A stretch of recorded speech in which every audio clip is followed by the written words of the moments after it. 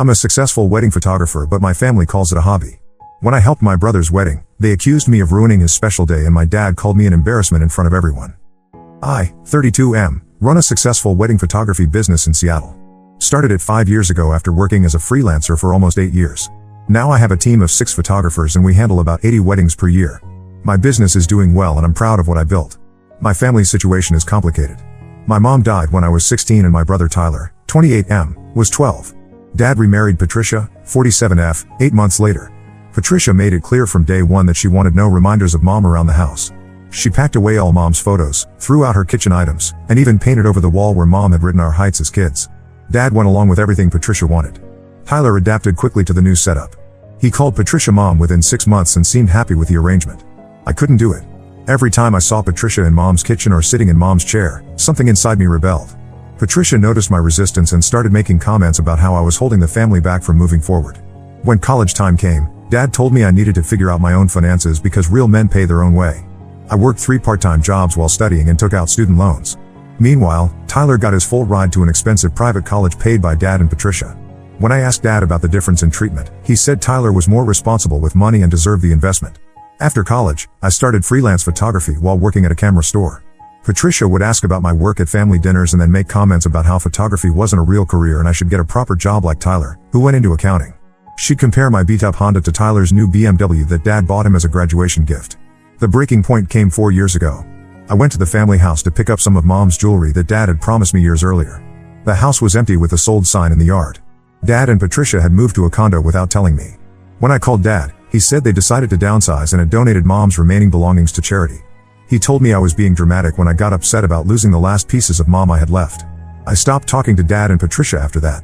Tyler tried to play peacekeeper for a while, but eventually he stopped calling too. We'd see each other maybe twice a year at distant relatives' events and exchange pleasantries, but that was it. 3 months ago, Tyler called me directly. He was getting married to his girlfriend Rebecca, 26F, and wanted me to come to the wedding. He said he missed having me around and wanted to fix our relationship. I was surprised but agreed to attend. Tyler mentioned they already had a photographer booked, so I offered to bring my camera as a backup or to take some candid shots of the family. He said that wasn't necessary but thanked me for offering. The wedding was last Saturday at a fancy venue in Bellevue. I arrived wearing my best suit and brought a small gift. Tyler seemed genuinely happy to see me when I walked in. He introduced me to Rebecca, who was polite but seemed to know very little about me. Tyler had apparently not talked about our family situation much. During cocktail hour, Patricia approached me. She looked me up and down and commented that I looked better than she expected for someone in my line of work. She asked if I was still doing the photography thing or if I had gotten a real job yet. Before I could answer, she moved on to talk to other guests. The seating chart had me at table 12, near the back of the room. Most of Tyler's college friends and Rebecca's work colleagues were at the front tables near the family. I sat with some distant cousins I barely knew. During dinner, Dad walked over to my table. He had been drinking and his voice was louder than normal. He started talking about how surprised he was to see me there since Tyler hadn't mentioned inviting me. He said he hoped I wasn't planning to cause any drama or make the day about myself like I always did. Patricia appeared next to him and added that she hoped I understood this was Tyler's special day and not an opportunity for me to network for my little hobby business. The conversation was loud enough that other people at nearby tables turned to look. One of Rebecca's aunts asked if everything was okay. Dad waved her off and said family business was complicated sometimes. He told me I should probably leave early to avoid any awkwardness. I excused myself from the table and went to the restroom to collect my thoughts. When I came back, I decided to just finish dinner quietly and leave during the dancing. As I walked past the kitchen area toward my table, I noticed the catering staff setting up for the main course service. I recognized the head server immediately. It was Jake, who used to work for my biggest competitor before the company went under last year. I had hired Jake and 2 other photographers from that business when they needed work. Jake saw me and came over looking confused. He asked what I was doing there as a guest. I asked him the same question about why he was serving food instead of taking photos. That's when Jake explained that the catering company had hired him for extra income between photo shoots. He said the original photographer for the wedding had canceled 2 weeks ago due to a family emergency, and the couple had been scrambling to find a replacement. Jake told me the venue coordinator was stressed because they couldn't find anyone available on such short notice. The couple had decided to just use disposable cameras on the tables and ask guests to take photos with their phones. Jake mentioned that Tyler had seemed really disappointed about not having professional photos of his wedding. I asked Jake if he was sure about the photographer canceling. He said yes, and that Rebecca had been calling photography studios all week trying to find someone. I realized Tyler had lied to me about already having a photographer. He had turned down my offer to help, and now his wedding wouldn't have professional photos. I found the venue coordinator and explained that I was Tyler's brother and a professional photographer. I offered to step in and cover the wedding at no charge as a gift to the couple. The coordinator was relieved and said she would check with Tyler and Rebecca right away. She came back 10 minutes later looking embarrassed. She said Tyler had declined my offer and asked her to tell me that everything was handled. When I pressed for details, she admitted that Tyler's exact words were that he didn't want charity from someone who couldn't even afford a decent suit. I stood there for a moment processing what had happened. Tyler had lied about having a photographer, rejected my help twice, and insulted me to the venue staff. Meanwhile, Dad and Patricia had publicly humiliated me in front of the other guests. I decided I was done being treated like a second-class family member. I went back to Jake and told him I was leaving but had an idea. I explained the situation and asked if he wanted to make some extra money doing photography instead of serving food. Jake was interested since photography paid better than catering work. I told him I would pay him $2,000 cash to photograph the rest of the wedding as a freelancer under my business name. I went to my car and got my camera equipment. I always keep a backup camera and lenses in my trunk for emergencies. I gave Jake my equipment and a quick briefing on what shots to prioritize. Then I called my assistant Emma and asked her to drive to the venue with more equipment and help Jake with the reception coverage. I found the venue coordinator again and told her that Jake would be handling photography for the remainder of the evening under my business name. I gave her my business card and said any questions about the service should be directed to me. Then I left the venue. Emma texted me updates throughout the evening. She and Jake captured the cake cutting, first dance, and all the typical wedding moments. They got great shots of Tyler and Rebecca looking happy, and the family celebrating together. By all accounts, it was beautiful photography that Tyler and Rebecca would treasure. On Sunday morning, I got a call from Tyler. He was furious.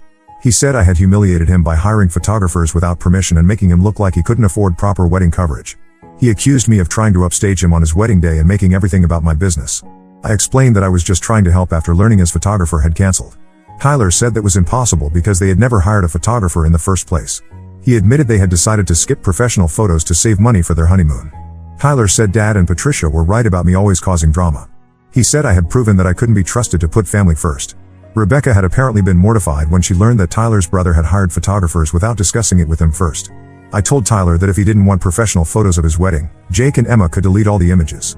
Tyler said it was too late because other guests had already seen the photographers working and were asking about the pictures. The call ended with Tyler saying he needed space to think about whether he wanted me in his life at all.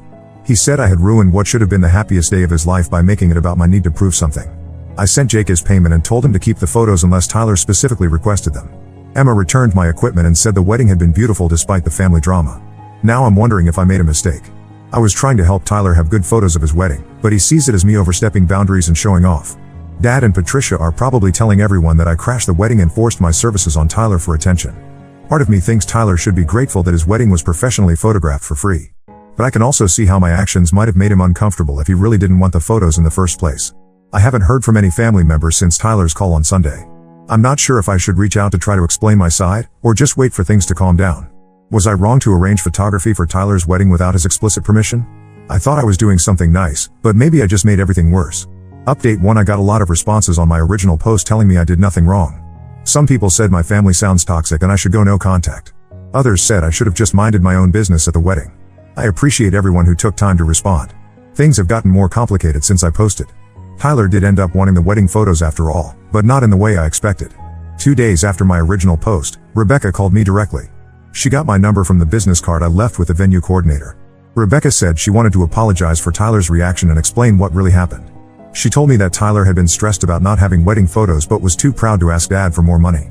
They had originally budgeted for a photographer but had to cancel when Rebecca's parents pulled out of paying for part of the wedding at the last minute. Her parents had gotten divorced 6 months earlier and were both dealing with legal bills. Rebecca said Tyler was embarrassed about having to cut corners on their wedding. He had been trying to put on a brave face about using disposable cameras, but she could tell he was disappointed. When Jake and Emma showed up with professional equipment, Tyler panicked because he thought it would be obvious to everyone that they couldn't afford proper photography. Rebecca asked if she could see the photos Jake and Emma took. I told her I would need Tyler's permission since it was his wedding. She said she would handle Tyler and asked me to send her a link to a private gallery with the images. I created an online gallery with about 200 of the best shots from the evening. Jake and Emma had done excellent work. The photos captured all the important moments and everyone looked happy and natural. There were beautiful shots of Tyler and Rebecca during their first dance, candid moments of the families celebrating, and artistic photos of the venue and decorations. Rebecca called me after looking through the gallery. She was crying on the phone and said the photos were more beautiful than anything she had imagined for their wedding. She said she had been worried they would have no good pictures to show their future children, but now they had professional images that captured everything perfectly. She asked how much I charged for wedding photography. When I told her my normal rate was $4,000 for full-day coverage, she went quiet for a long time. She said she had no idea I ran such a successful business and that Tyler had never mentioned how accomplished I was. Rebecca asked if Tyler could see the photos. I said yes, but that I wanted to clear the air with him first about what happened at the wedding. She arranged for the three of us to meet for coffee that Saturday. Tyler looked uncomfortable when we sat down at the coffee shop. He started by saying he owed me an apology for how he reacted after the wedding. He said stress had made him respond badly to what was actually a generous gesture. I asked Tyler why he had lied about already having a photographer when I offered to help. He looked down at his coffee cup and said he was embarrassed about their financial situation. He said Dad and Patricia were always talking about how successful Rebecca's family was, and he didn't want to admit they couldn't afford all the wedding expenses. Tyler explained that when their original photographer canceled, he and Rebecca had decided to just make the best of using phone cameras. He said he turned down my offer to help because he was afraid I would judge them for not being able to pay for proper photography. Rebecca jumped in and said she had been the one to suggest they skip professional photos to save money. She said her parents' divorce had been expensive and messy, and she didn't want to ask them for more help with wedding costs. She and Tyler had agreed to spend the photography money on their honeymoon instead. Tyler said when he saw Jake and Emma working at the reception, he assumed I was trying to show off my business connections and make him look bad in front of Rebecca's family. He said he spent the whole evening worried that people would think he was too cheap to hire his own photographer. I told Tyler that I had only arranged the photography after learning from Jake that their photographer had canceled. I explained that I thought they were disappointed about not having professional photos and I wanted to help. I said I never intended to embarrass him or make him uncomfortable. Tyler said he realized after talking to Rebecca that I had been trying to do something nice for them. He said he was sorry for assuming the worst about my motivations. Rebecca added that she was grateful I had stepped in because now they had beautiful photos of their wedding day. Then Tyler brought up something I hadn't expected. He said Dad and Patricia were telling people at their country club that I had crashed his wedding and forced photography services on him for publicity. He said they were claiming I was desperate for business and used his wedding as a marketing opportunity. Tyler said he had tried to correct their version of events, but Dad and Patricia kept insisting I had acted inappropriately. He said Patricia had been calling Rebecca's family members to apologize for my behavior at the wedding. Rebecca looked angry when Tyler mentioned this. She said Patricia had called Rebecca's mother and aunt to explain that Tyler's brother had boundary issues and they were sorry if I had made anyone uncomfortable. Rebecca said her family had been confused by the call since they thought the photographers were wonderful and very professional. Tyler said he wanted to set the record straight with Dad and Patricia about what really happened. He planned to tell them that he had requested the photography and that I had done him a favor, not caused a problem. I asked Tyler if he was sure he wanted to get involved in drama with Dad and Patricia over this. He said yes because they were spreading lies about me and it wasn't fair. Rebecca agreed and said she was tired of Patricia making decisions about their family relationships. We talked for another hour about our family history. Tyler admitted that he had gone along with Dad and Patricia's treatment of me because it was easier than standing up to them. He said he realized after his wedding that their behavior toward me had been wrong for years. Tyler asked if we could start over with our relationship. He said he missed having a brother and wanted to make things right between us. Rebecca said she hoped I would be part of their lives going forward. I agreed to work on rebuilding our relationship, but I told Tyler I wasn't interested in having contact with Dad and Patricia. I said too much had happened over the years for me to trust them again. Tyler said he understood and wouldn't pressure me to reconcile with them. Before we left the coffee shop, Rebecca asked about paying me for the wedding photography. I told her the photos were my wedding gift to them and I didn't want any payment. She insisted on at least covering Jake and Emma's time, so I agreed to let her pay them directly. Tyler and Rebecca invited me to dinner at their apartment the following week. It was the first time I had been to Tyler's place, and I was surprised by how nice it was. Rebecca showed me their wedding album, which she had made using the photos Jake and Emma took. The evening went well until Tyler mentioned that Dad had been calling him repeatedly since our coffee meeting. Tyler said Dad was upset about Tyler planning to correct the story about what happened at the wedding. Dad apparently felt that Tyler was choosing sides against family. Tyler said Patricia had also been pressuring him to cut contact with me again. She told Tyler that I was manipulative and would cause problems in his marriage if he let me back into his life. This is where things took an unexpected turn.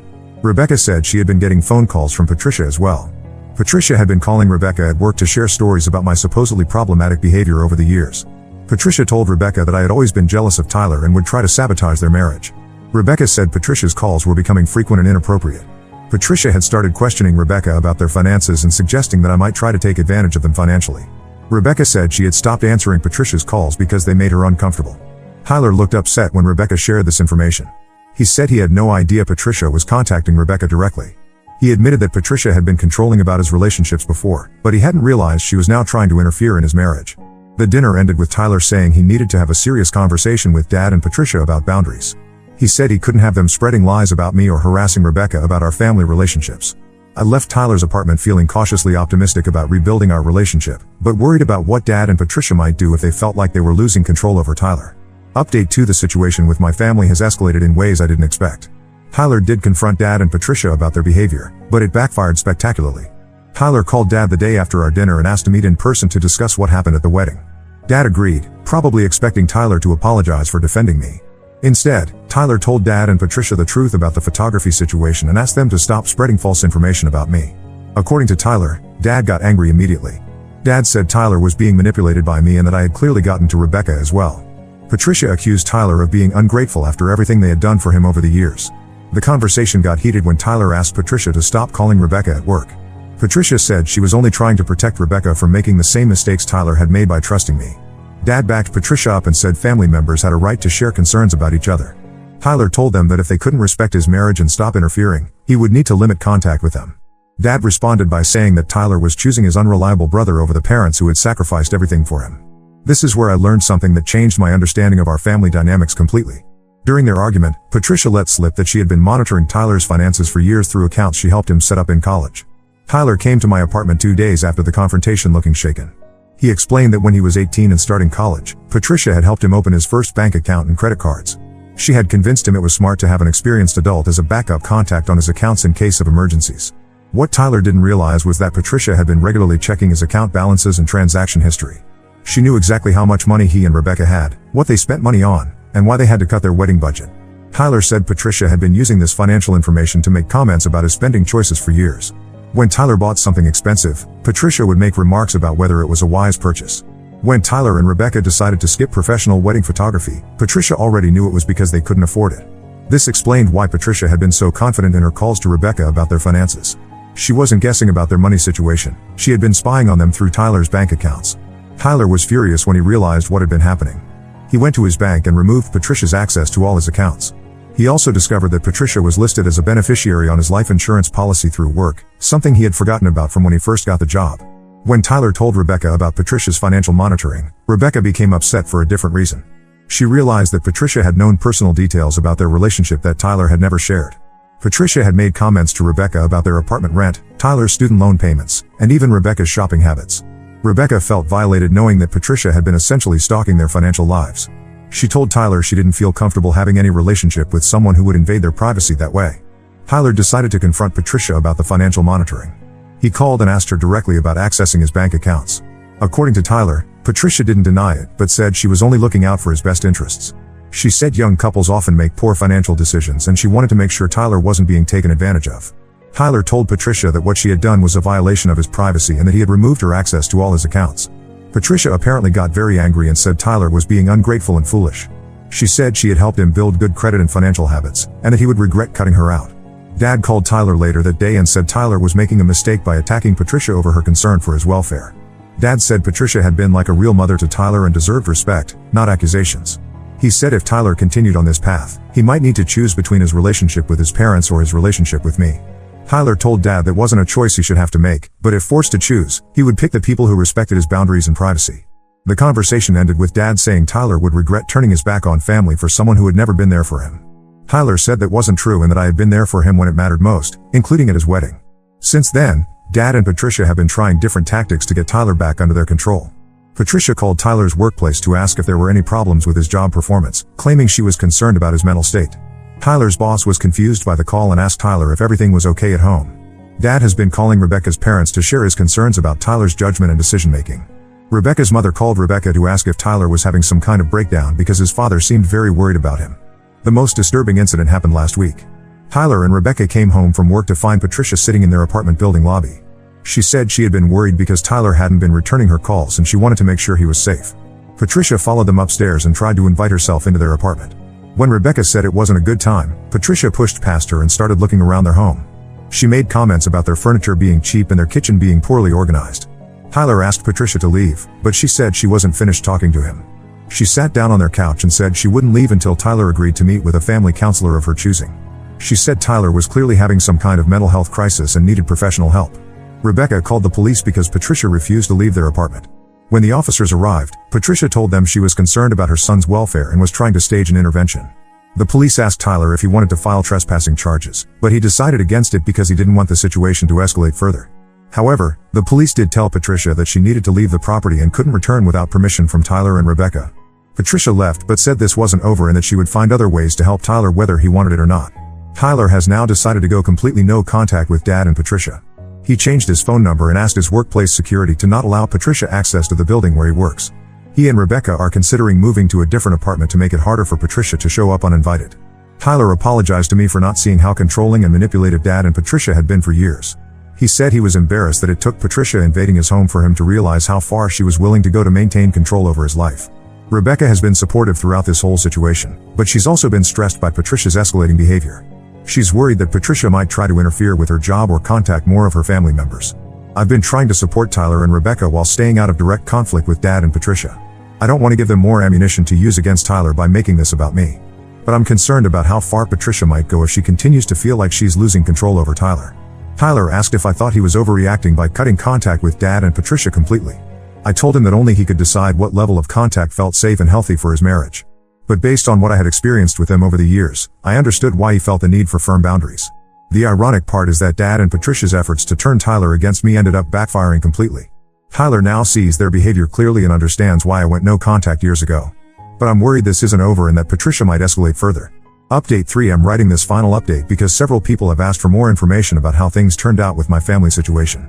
The short answer is that Tyler and Rebecca are doing well, but Dad and Patricia have continued their problematic behavior in ways that surprised even me.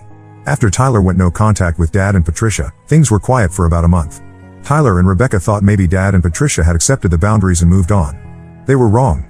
The first sign of trouble came when Rebecca's workplace received an anonymous complaint about her job performance. The complaint claimed Rebecca had been making personal phone calls during work hours and seemed distracted and unprofessional. Rebecca's supervisor called her in to discuss the complaint, but Rebecca had no idea what it was about since she had never had performance issues. Rebecca suspected the complaint came from Patricia, but there was no way to prove it. The complaint was submitted online through the company's general feedback form and didn't include any specific details that could be verified. Around the same time, Tyler started getting calls from his college friends asking if he was okay. Apparently someone had been contacting Tyler's old fraternity brothers claiming to be concerned about Tyler's mental health and marriage. The caller said Tyler had been acting erratically and asked if anyone had noticed changes in his behavior. When Tyler called his friends back to explain the situation, he learned that the caller had claimed to be a family friend who was worried about Tyler but didn't want to get involved directly. The caller had shared details about Tyler's family relationships that could only have come from Dad or Patricia. The most serious incident happened 6 weeks ago. Tyler and Rebecca were having dinner at a restaurant near their apartment when Patricia appeared at their table. She had apparently been watching their building and followed them to the restaurant. Patricia sat down uninvited and said she missed Tyler and wanted to work things out. When Tyler said he wasn't ready to have that conversation, Patricia became louder and more emotional. She started crying and saying that Tyler was breaking her heart by shutting her out. Other diners were starting to stare, and Rebecca asked Patricia to lower her voice. Patricia responded by accusing Rebecca of turning Tyler against his family and ruining his relationships with people who loved him. The restaurant manager came over to ask if everything was okay. Patricia told the manager that she was Tyler's mother and was trying to reconcile with her son, but that Rebecca was preventing them from having a family conversation. Tyler stood up and said they were leaving. Patricia grabbed his arm and said she wouldn't let him walk away from family again. When Tyler pulled free, Patricia fell back into her chair and started crying loudly about Tyler being violent toward her. The restaurant manager asked Tyler and Rebecca to leave because Patricia's behavior was disrupting other customers. As they walked out, Patricia followed them and continued making a scene in the parking lot. Tyler finally told Patricia that her behavior was the reason he couldn't have a relationship with her. He said she had proven that she couldn't respect boundaries or treat Rebecca with basic courtesy. Patricia responded by saying that Rebecca was obviously controlling and manipulative if she couldn't see that Patricia was just trying to love Tyler. That incident convinced Tyler and Rebecca to move to a different part of the city. They found an apartment in a complex with security gates and didn't share their new address with anyone who might pass it along to Dad and Patricia. They also hired a lawyer to send Dad and Patricia a formal cease and desist letter. The letter outlined the harassment behaviors and warned that continued contact attempts could result in restraining order proceedings. Dad called Tyler from a different phone number after receiving the legal letter. Dad said Tyler was making a huge mistake and that family problems should be handled within the family, not through lawyers. He said Tyler was being influenced by people who didn't understand family loyalty. Tyler told Dad that he would consider rebuilding their relationship if Dad and Patricia agreed to respect his boundaries and stop contacting Rebecca or her family. Dad said those terms were unreasonable and that Tyler was asking them to pretend his marriage was more important than his original family. The call ended with Dad saying that Tyler would regret choosing outsiders over the people who raised him. Tyler hasn't spoken to Dad since then. Meanwhile, my relationship with Tyler and Rebecca has continued to improve. We have dinner together regularly, and they've introduced me to their friend group. Rebecca's parents have been welcoming to me, and I think they appreciate having another perspective on the family dynamics Tyler grew up with. Tyler has been working with a financial advisor to make sure his accounts and credit are fully separate from any influence Dad and Patricia might still have. He discovered that Patricia had been listed as an emergency contact on several of his accounts beyond just banking, including his health insurance and retirement fund from work. Rebecca has been dealing with occasional anonymous complaints at her workplace, but her supervisor now knows about the family situation and disregards any feedback that seems suspicious or lacks specific details. Last month, Tyler and Rebecca decided to have a small ceremony to renew their wedding vows. They wanted to celebrate their marriage in a way that focused on the people who supported their relationship rather than the drama that surrounded their original wedding. They invited about 20 people, including Rebecca's family, their close friends, and me. I photographed the ceremony as my gift to them, and this time Tyler specifically requested my help rather than me having to arrange it as a surprise. The vow renewal was beautiful and relaxed. Tyler and Rebecca looked genuinely happy, and it was clear that removing toxic family members from their lives had reduced their stress significantly. During his speech at the reception, Tyler thanked everyone for supporting his marriage and said he had learned that family isn't just about blood relationships, but about people who choose to love and respect each other consistently. He didn't mention Dad and Patricia directly, but several people who knew about the family situation understood what he meant. I haven't had any direct contact with Dad and Patricia since Tyler's original wedding. Occasionally I hear updates through mutual acquaintances, but I've made it clear that I'm not interested in information about their lives or attempts at reconciliation. My business has continued to grow, and I recently hired another photographer to help with the increased demand. Ironically, several people who attended Tyler's wedding have booked me for their own events after seeing the photos Jake and Emma took that night. Tyler asked me recently if I ever regret how everything played out with our family. I told him that I wish things could have been different, but that I'm proud of the life I've built and grateful for the relationship we have now. I also told him that seeing him stand up for his marriage and his own boundaries has been one of the most positive things to come out of this whole situation. Tyler said that watching me maintain my independence and success despite Dad and Patricia's disapproval had shown him that it was possible to have a good life without their approval. We still don't know if Dad and Patricia will eventually accept the new boundaries or if they'll continue trying to insert themselves into Tyler's life. But Tyler and Rebecca seem committed to maintaining their distance regardless of what Dad and Patricia choose to do. The main thing I've learned from this experience is that sometimes the most loving thing you can do for someone is to stop enabling their harmful behavior, even if they're family. Tyler and Rebecca are happier and more secure now that they've established clear boundaries with people who couldn't respect their relationship. As for me, I'm focusing on my business and my renewed relationship with Tyler. I'm not looking for reconciliation with Dad and Patricia, but I'm open to whatever the future brings as long as it doesn't compromise the peace and stability I've worked hard to create. Some people might think it's sad that our family fell apart over what started as a wedding photography situation. But I think the wedding just revealed problems that had been building for years. Sometimes families break apart not because of one big event, but because of accumulated patterns of disrespect and control that finally become impossible to ignore. Tyler and Rebecca are building their own family traditions now, and I'm grateful to be included in that process. Not every family story has a happy ending where everyone reconciles, but this one has an ending where the people who matter most are able to move forward in healthy ways. Now let's move to the next story. Story 2. My wife had been having an affair with my boss for 15 years and my son wasn't mine, but when he found out he refused to leave me for his real father. I am confused. I never thought I would be writing this post, but here I am. I need to get this off my chest as my whole world has turned upside down in the last few weeks. I am still trying to process everything that has happened and figure out what to do next. Some background information first. I have been married to my wife Monica for 17 years. We met during our final year of college when we were both studying business administration. Monica was the most beautiful girl in our class. Everyone wanted to date her, but she chose me, a simple guy from a middle-class family.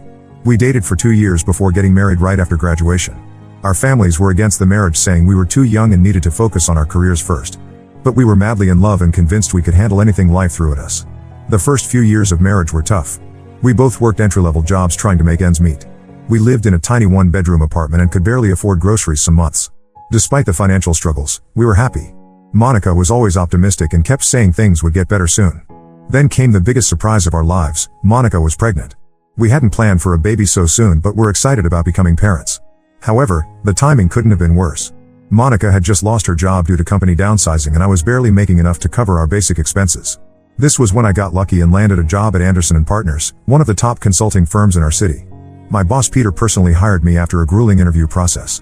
He saw potential in me despite my lack of experience and took me under his wing. The salary was much better than my previous job and helped us prepare for the baby's arrival.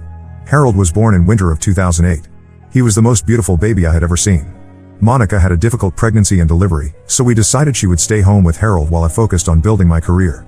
Peter was very understanding and helped me learn everything about the consulting business. He would often work late with me, teaching me the tricks of the trade. Monica would sometimes bring Harold to office to have lunch with me. Everyone loved having them around, especially Peter. He would always make time to play with Harold and bring him small gifts. His wife Linda couldn't have children due to some medical issues, so he treated Harold like the son he never had. Looking back now, I realize how blind I was to what was really happening. Over the years, I worked hard and climbed the corporate ladder. We moved to a better neighborhood, bought a nice house, and could finally afford family vacations. Peter and Linda became close friends. We would spend holidays together, go on couple trips, and our families became inseparable. They even helped us financially when we were renovating our house. Monica was the perfect wife and mother. She took care of everything at home while I focused on work. She was active in Harold's school activities, hosted dinner parties for my colleagues, and everyone admired how well she managed everything. Peter would often comment on how lucky I was to have such a wonderful wife. The changes started about 6 months ago. Monica began acting differently. She started dressing up more even when staying at home. She got a new phone and would get very protective about it. If I came near her while she was texting, she would quickly lock the screen or turn it face down. When I asked about it, she said I was being paranoid and needed to trust her more.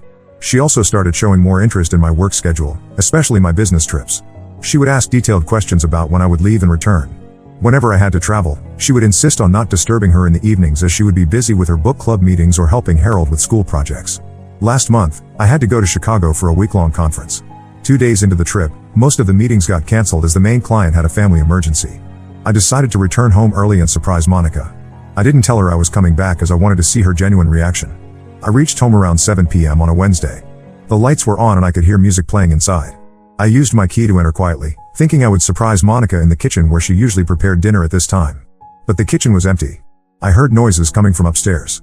As I climbed the stairs, I started hearing voices from our bedroom. I recognized Monica's laugh, but there was also a man's voice. My heart started racing as I approached the door. What I saw when I opened it will haunt me forever. Monica was in bed with Peter. They were so engrossed in each other that they didn't notice me at first. When Monica finally saw me standing in the doorway, she screamed and tried to cover herself. Peter jumped out of bed and started grabbing his clothes. I stood there frozen, unable to process what I was seeing. My wife and my boss, the two people I trusted most in my life, had betrayed me in the worst possible way. Monica started crying and begging me to let her explain. She kept saying it wasn't what it looked like. Peter didn't say anything. He just got dressed and walked past me like I wasn't even there. I heard his car start and drive away as Monica continued crying and pleading with me. That night, after hours of crying and screaming, Monica finally told me everything. The affair had started just months after I joined the company. What began as innocent flirting during office parties turned into secret meetings and hotel rendezvous. They had been seeing each other behind my back for almost my entire career at the company. But the worst was yet to come. Through her tears, Monica confessed that Harold wasn't my biological son. She had gotten pregnant early in her affair with Peter but decided to pass the baby off as mine to avoid any scandal. She said she had wanted to tell me many times over the years but couldn't bear to hurt me. Everything made sense now, why Peter had always been so interested in Harold's life, why he treated him specially compared to other employees' children, why Harold had Peter's blue eyes while Monica and I both had brown eyes. I had never questioned it because the possibility of such betrayal had never crossed my mind. I kicked Monica out that night. I couldn't stand looking at her face or listening to her excuses anymore. She kept trying to convince me that despite everything, she did love me in her own way. But how can you say you love someone after lying to them for 15 years about their own child? The next day, I went to office early. I knew Peter would try to damage control the situation, so I beat him to it. I called an impromptu meeting with the entire department and exposed their affair in front of everyone. I also told Linda, who had just arrived for a breakfast meeting with Peter. The look of shock and pain on her face made me realize she had no idea about any of this. Peter tried to play it cool at first, saying I was making false accusations out of jealousy over his success. But when Linda confronted him about specific dates and incidents, he couldn't keep up the lies anymore. He got angry and threatened to fire me for creating a hostile work environment. Linda left the office in tears while everyone watched in shocked silence. The hardest part was telling Harold. I sat him down after school and tried to explain everything as gently as possible. To my surprise, he wasn't shocked at all. He told me he had known for about 2 years that I wasn't his biological father. He had overheard Monica talking to someone on phone about keeping the truth from me. He had done some research on genetics after that and realized that it was impossible for two brown-eyed parents to have a blue-eyed child. Harold said he never brought it up because he was afraid of losing me. He told me that regardless of biology, I was his real father, the one who had taught him to ride a bike, helped him with homework, coached his baseball team, and been there for every important moment of his life. He said he didn't want to have anything to do with Peter or Monica and wanted to continue living with me. Now I am stuck in this impossible situation. Monica wants Harold to build a relationship with his biological father. Peter is suddenly acting like he has rights over my son and is threatening legal action. Harold is refusing to see either of them and gets angry whenever I bring up the subject. I love Harold like my own flesh and blood, but I don't want to be the reason he misses out on having a relationship with his biological father. I need advice on how to handle this situation. Should I force Harold to meet Peter? Should I fight for custody or step aside since I am not his real father? Am I being selfish in wanting to keep Harold with me? Any suggestions would be appreciated. Edit. Thank you everyone for your support and advice. Many of you asked about the DNA test. Yes, I got it done immediately after Monica's confession and it confirmed that Harold is not my biological son. Update 1. It's been 3 weeks since my original post. First, I want to thank everyone for their supportive comments and messages. The situation has gotten more complicated, and I need to get this off my chest. Monica moved back to her parents' house the day after I kicked her out. Her parents called me multiple times trying to convince me to give her another chance. They kept saying that marriages go through rough patches and that I should think about Harold's future. When I told them about the 15-year affair and Harold's real father, they went quiet. Apparently, Monica had told them I was being unreasonable about a recent minor indiscretion. Last week, I received a letter from Monica's lawyer. She is filing for divorce and wants full custody of Harold. Her lawyer claims that since I am not Harold's biological father, I have no legal rights over him. They are arguing that I am emotionally manipulating Harold and turning him against his mother and real father. The letter also mentioned that Peter is willing to take full financial responsibility for Harold's upbringing and education. I immediately hired Karen, a lawyer who specializes in family law. She was recommended by a colleague who went through a similar situation. Karen says we have a strong case because I'm listed as the father on Harold's birth certificate and have been acting as his father for 15 years. She also said that at Harold's age, the court will consider his preferences regarding custody. The situation at work has become unbearable. Peter tried to fire me claiming poor performance, but HR intervened. They said firing me right after I exposed the affair would look like retaliation and could lead to a lawsuit. Instead, they moved me to a different department on the other side of the building. Most of my colleagues are supportive, but office politics have made things awkward. Some people who used to be friendly now avoid me in the hallways or stop talking when I enter the break room. I overheard someone saying I should have handled things privately instead of creating drama at work. But how was I supposed to stay quiet about such betrayal? Linda, Peter's wife, filed for divorce last week. She hired a private investigator who discovered that Peter had multiple affairs over the years. Monica wasn't his first or only mistress. Linda came to see me and apologized for not believing me years ago when I mentioned Peter's inappropriate behavior with female employees. She had noticed signs, but Peter always managed to convince her she was being paranoid. The most shocking development came when Monica's sister Rachel reached out to me. Rachel and I were never close as she lives in another state, but she felt I needed to know the whole truth. She revealed that Monica and Peter had been planning to leave their spouses and start a new life together. They were waiting for Harold to turn 18 before making their relationship public. Rachel showed me screenshots of conversations between her and Monica from the past few years. Monica had been confiding in her sister about the affair. She would complain about how tired she was of living a double life and how Peter kept promising to leave Linda but never did. In one message, Monica wrote that she only stayed with me because I provided financial stability while Peter provided the excitement she craved. What made my blood boil was discovering their financial deception. Rachel revealed that Monica had been transferring money from our joint account to a secret account for years. Every month, she would move $500,1000 claiming it was for Harold's college fund. But actually, she used that money to fund her lifestyle with Peter, expensive hotels, gifts, weekend getaways disguised as business trips. When I confronted Monica about this, her response made me sick. She blamed me for being too focused on work and not giving her enough attention. She said Peter understood her emotional needs better and made her feel special. According to her, I should be grateful that she stayed with me all these years instead of leaving with Peter early in their affair. Harold is handling everything better than I expected. His school counselor says he's maintaining his grades and participating in activities normally. But he absolutely refuses to see Peter despite Monica's constant attempts to force a meeting.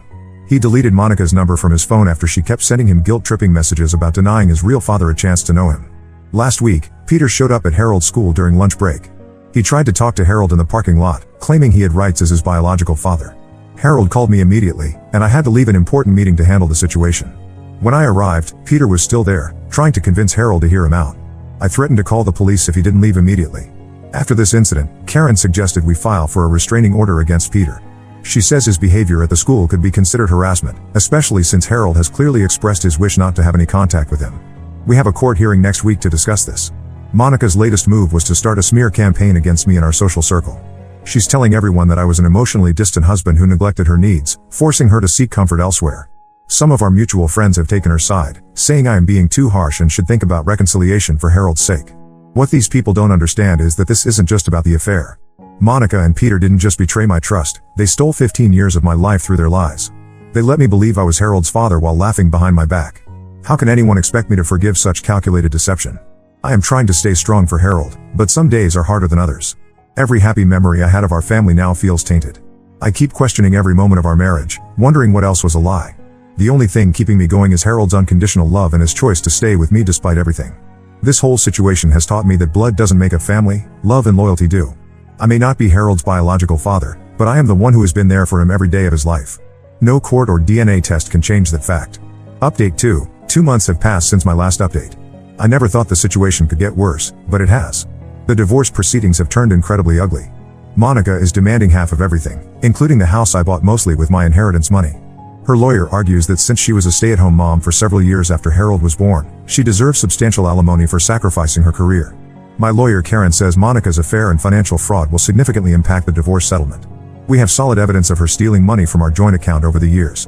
The total amount she transferred to her secret account exceeds $100,000. When the judge saw the bank statements, he ordered a complete audit of our finances. Last week's custody hearing was intense. Monica came prepared with a whole new narrative about our marriage. She claimed I was an emotionally abusive husband who controlled her every move. According to her testimony, I monitored her spending, isolated her from friends, and made her depend on me financially. She said she stayed in the marriage only because she feared losing Harold. Peter testified in Monica's favor.